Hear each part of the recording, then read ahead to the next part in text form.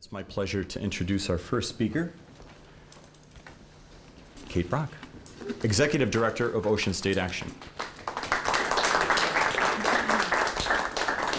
Thank you all for being here. My name is Kate Brock. I'm the Executive Director of Ocean State Action, and we are a coalition of community groups and professional associations, environmental groups, and labor unions who have been working together for social and economic justice for over 2 decades.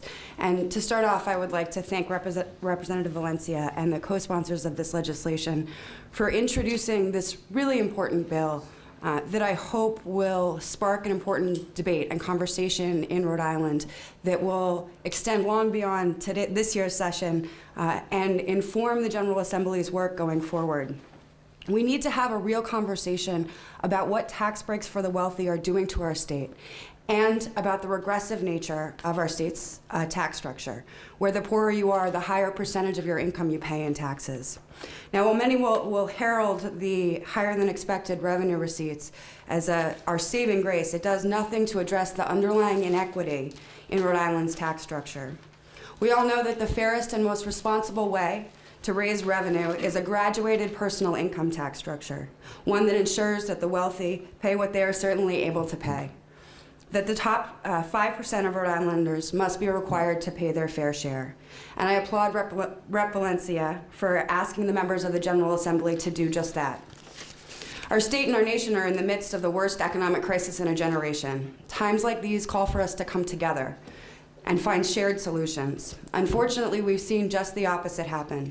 The federal government and the state of Rhode Island have created more tax cuts for the wealthiest among us. And these misguided tax policies, such as the extension of the Bush tax cuts, Rhode Island's own use of the flat tax, and last year's income tax reform, have starved our government of much needed revenue. We cannot afford to keep cutting. We cannot cut our way to prosperity. Demand for public services has grown, and we've continued to just cut. We've poked huge holes in our social safety net for the most vulnerable among us.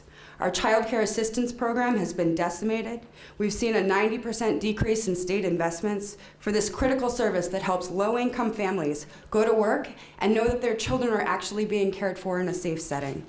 We've made cuts to Medicaid, affordable housing, Social Security for people with disabilities, and have proposed cuts to nursing homes that will undermine the care for our seniors.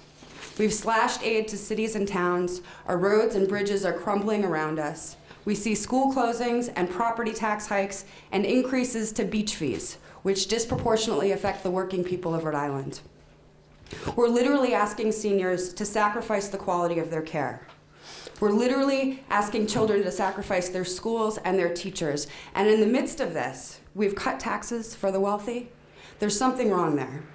We hear again and again the word shared sacrifice, yet we've seen the budget balanced on the backs of working people in Rhode Island.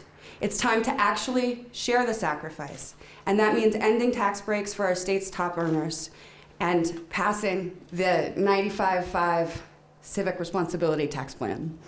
Thank you very much.